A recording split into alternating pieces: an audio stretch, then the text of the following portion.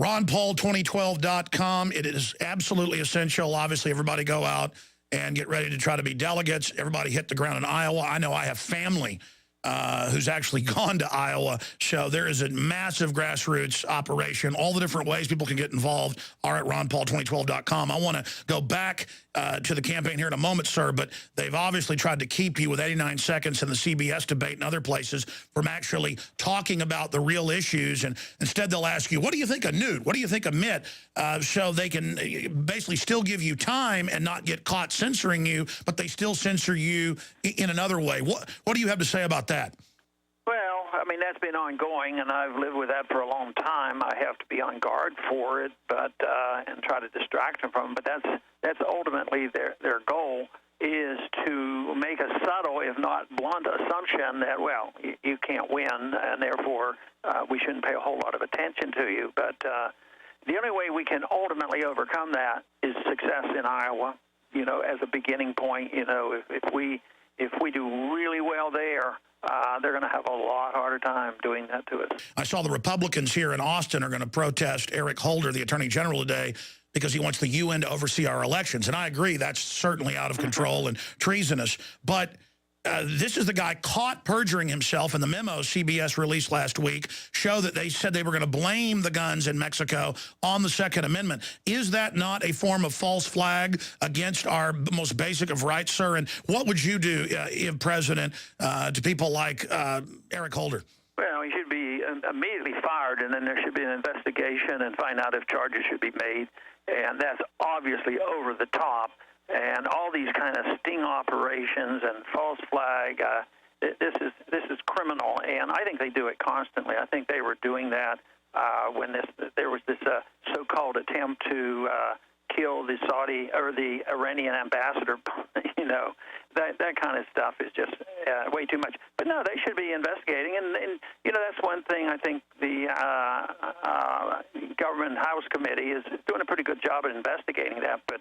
I don't know whether charges will be made, but he deserves to have charges, you know, up against him. Well said, and you got it right the first time. The claim of the used car salesman wanting to kill the Saudi ambassador, and even mainstream media had to admit that was totally phony and a pretext to attack Iran. Yeah, that was the real excuse to blame it on them, and we know that is. You know, I just wonder about that, whether that guy will ever get tried, because if he does, maybe the truth will come out. And sometimes they won't try these people because they don't want the truth to come out. So it's just another propaganda stunt as far as I'm concerned. What's your view on the NDAA and the End of Posse Comitatus and the declaration of the whole world as a battlefield? Yeah, well, I think the significant difference is not so much in what they have done, but the announcement and the arrogance of it all, that they actually put it into law.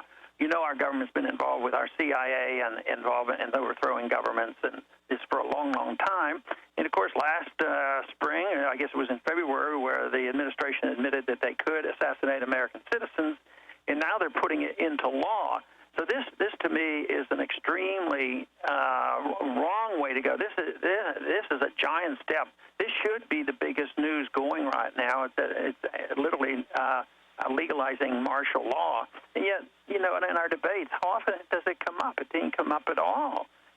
You know, and then the arrogance, and this is the one thing Rand got stopped, the arrogance of them trying to push through on their voice vote, that if you go through a trial and found innocent, the government wants the right to put you in prison for life anyway. And fortunately, they wanted to do that in voice vote, and he finally got a vote on that, and that was canceled out. But that is arrogance of the administration and neglect of the Congress in using their authority and responsibility, as well as the people. That's why it's up to so many of us now to wake the people up, because they don't probably realize the significance of it. But this is big. This is big. You know, the monetary issue is big, all these things I've talked about. But this step where they can literally arrest American people, American citizens, and put them away without a trial, and you heard Lindsey Graham say, well, if they ask for a lawyer, tell them no lawyer for you. I mean, that is arrogant and bold and dangerous. Let's hope and pray that we can get that kind of stuff reversed. Congressman, we've only got a few minutes left with you here, and I wanted to continue looking at the presidential race. What would be the first three things that you would do, the first three goals when you got into office, when you were sworn in January of 2013?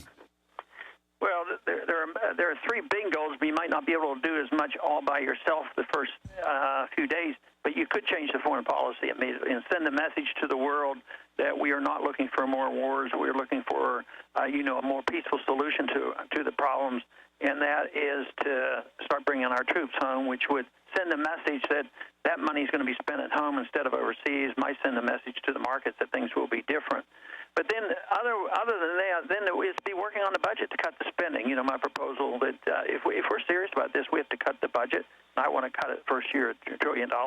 And the other thing that must be changed is curtailing the power of the Federal Reserve to monetize debt and get something passed where we can either or both, restrain the Federal Reserve to act on its own, to print trillions and trillions of dollars and bailing out everybody around the world, as well as a thorough audit of the Federal Reserve, and then find out,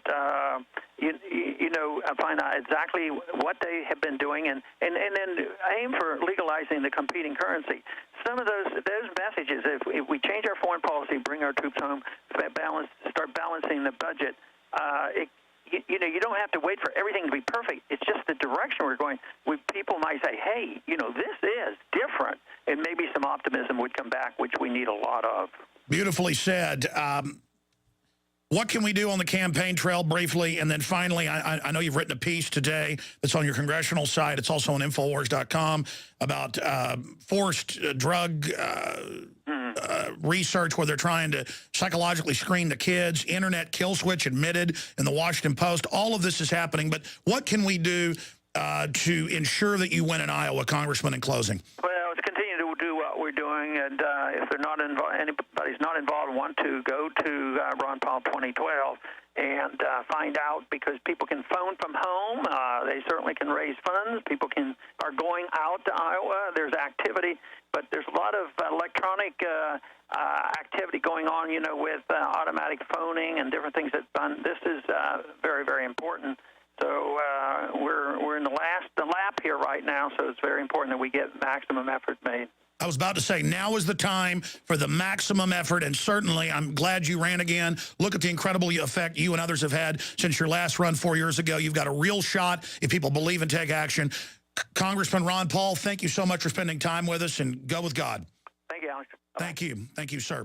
Wow, there goes Congressman Ron Paul joining us today.